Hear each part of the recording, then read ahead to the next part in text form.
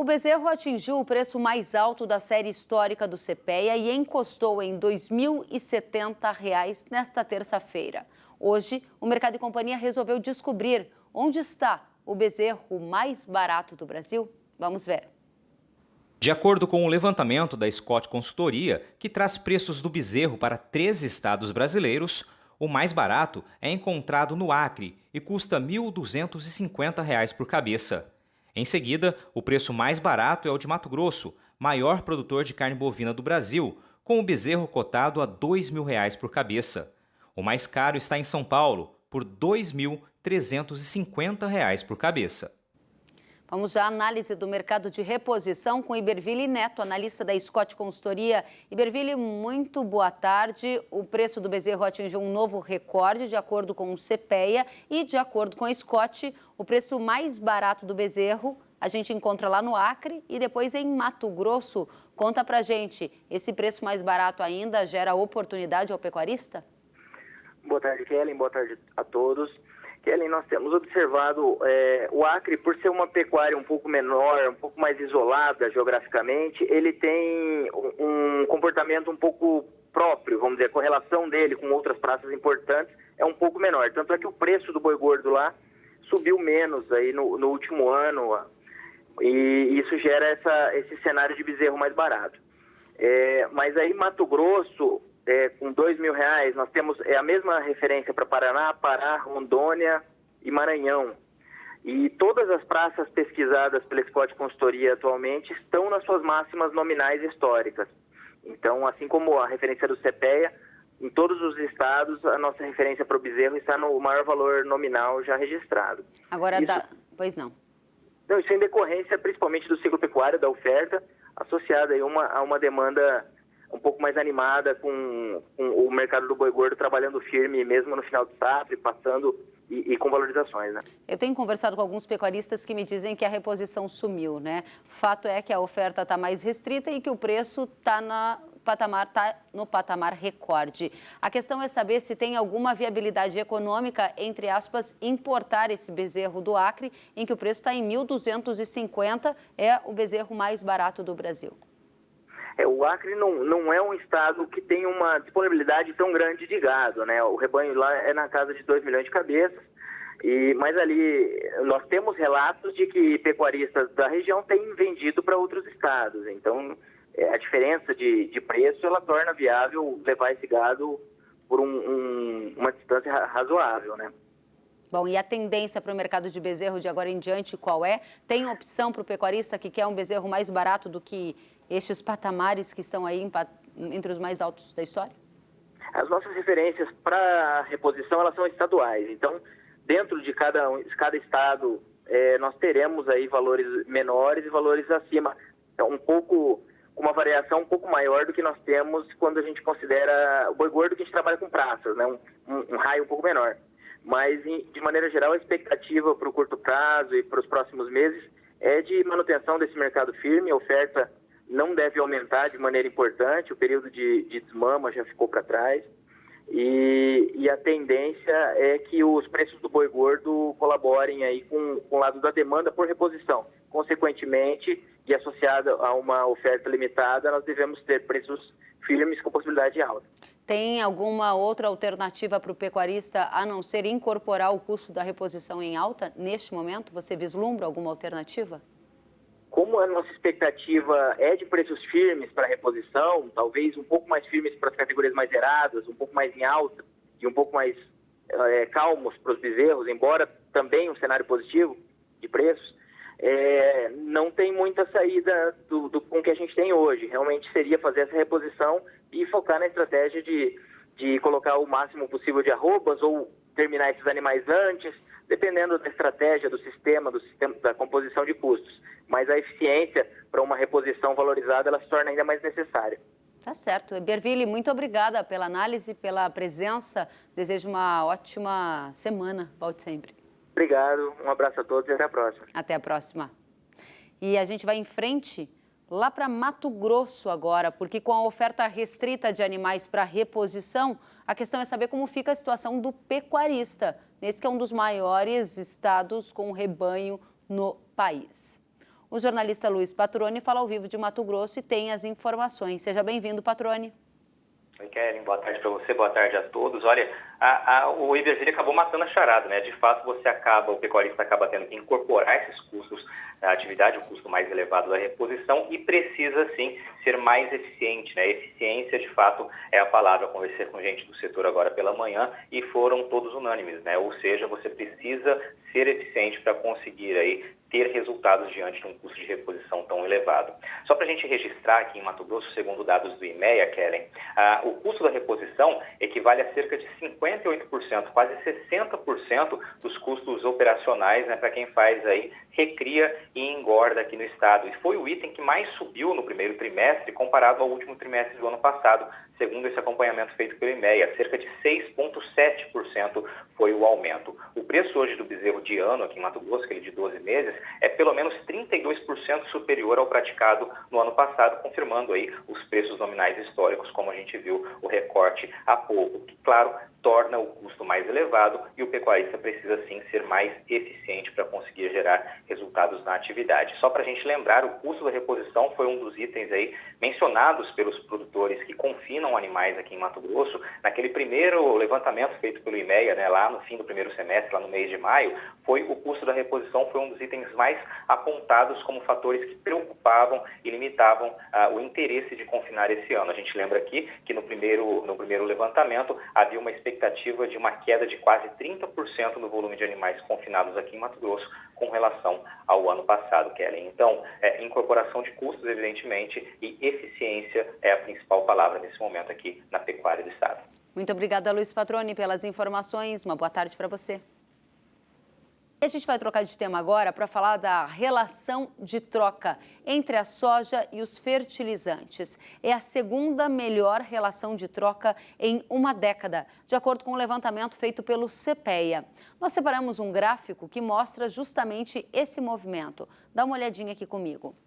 Em junho deste ano, para comprar 1 tonelada de cloreto de potássio, que é o fertilizante mais usado para a soja, os produtores de Sorriso, Mato Grosso, por exemplo, precisaram aqui de 19,8 sacas de 60 quilos de soja, contra 31 sacas e meia no ano passado. Já em Cascavel, os mesmos produtores precisaram de 18,7 sacas, agora em junho desse ano, para comprar 1 tonelada de cloreto. Na mesma época do ano passado, eles precisaram de 26,8 sacas no mesmo mês de 2019. Dá uma olhada aqui no período, praticamente em uma década. É o segundo melhor momento, a segunda melhor relação de troca entre a soja e o cloreto de potássio, só perde para junho de 2016, quando a relação de troca estava assim. Precisava-se de cerca de 15 sacas de soja lá em Sorriso e 15,6 em Cascavel. Agora, em 2020, a gente precisa de cerca de 20 sacas. Ainda um dos melhores momentos, pelo menos da última década. Esse estudo foi feito pelo pesquisador Mauro Ozaki, que é pesquisador do CPEA e que está ao vivo conosco para explicar o movimento do mercado e a tendência de agora em diante. Mauro Ozaki, seja bem-vindo, boa tarde. Boa tarde, Kellen. Essa situação do mercado, relação de troca, que é a segunda melhor em uma década, chama a atenção para quais aspectos, na sua avaliação, o que o produtor tem que ler desse número que a gente acabou de mostrar? O poder de compra do produtor tem sido ajudado, contribuída pela valorização do preço da soja, que nós tivemos nesse último trimestre, segundo trimestre de 2020. Então, os preços praticados, recebidos pelo produtor da soja, ele foi extremamente favorecido pela desvalorização do real frente ao dólar, o que colocou em patamares elevados nosso preço da soja, o que favoreceu essa relação de troca. Bom, eu vou pedir para a produção colocar o gráfico para você ler um pouquinho mais esse gráfico para a gente, que é a relação de troca da soja com cloreto de potássio. Então, só perdeu de junho de 2020 para junho de 2016 e a gente está usando aqui como base Sorriso e Cascavel, porque são uma das praças em que os produtores mais fecharam negócios até agora? Não, só eu coloco essas duas como as duas referências, uma na região central do Brasil, e outra mais na região sul, para compararmos por conta da escala de cada município. O município Sorriso, vamos considerar uma região de produtores de maior escala e região sul, Cascavel, produtor de médio porte, vamos falar assim. Só como referência de formação de preço, né? Costuma ser muito na região norte do país, médio norte do Mato Grosso, a negociação ser mais antecipada em relação a outras regiões produtoras, tá? Mas somente para entender que o poder de compra dos produtores para junho de 20, tá? Ele, comparado com o mesmo período de anos anteriores, ele é o segundo melhor desta década, mostrando que o preço, mesmo internacionalmente recuando, mesmo tendo taxa de câmbio aí, tendo aí uma desvalorização do real frente ao dólar, o poder de compra do produtor não foi tão prejudicado se comparado com períodos anteriores. Só perde para junho de 16, quando nós tivemos uma excelente condições, quando nós tivemos queda dos fertilizantes e elevação das commodities.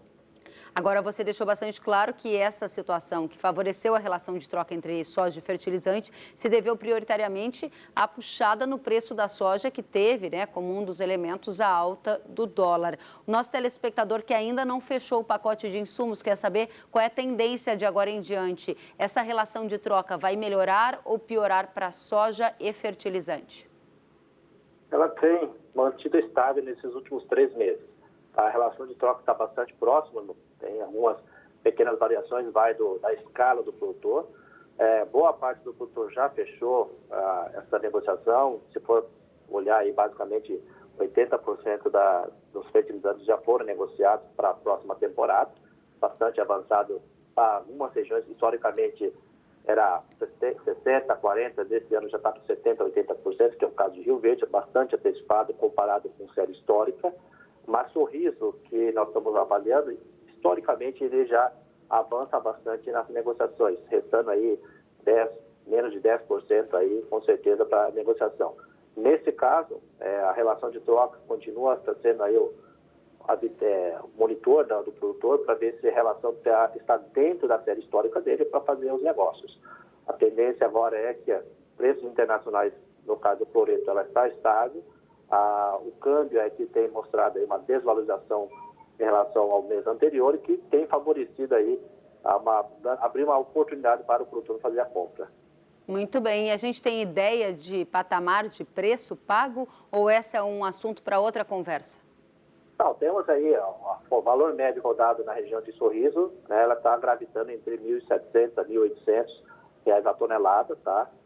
O valor que está sendo negociado, claro que isso aí varia de dia para dia conforme o câmbio, então isso vai de negociação de volume que o produtor vai fechar. Mas só como referência de fechamento que nós tivemos no de junho de 20, esse é o valor médio que nós fechamos para a região de Sorriso. Excelente. Para a gente concluir, a pandemia afetou de alguma maneira a dinâmica de entrega de fertilizante, previsão de entrega? Você tem observado algum reporte vindo dos pesquisados que você ouve todos os dias?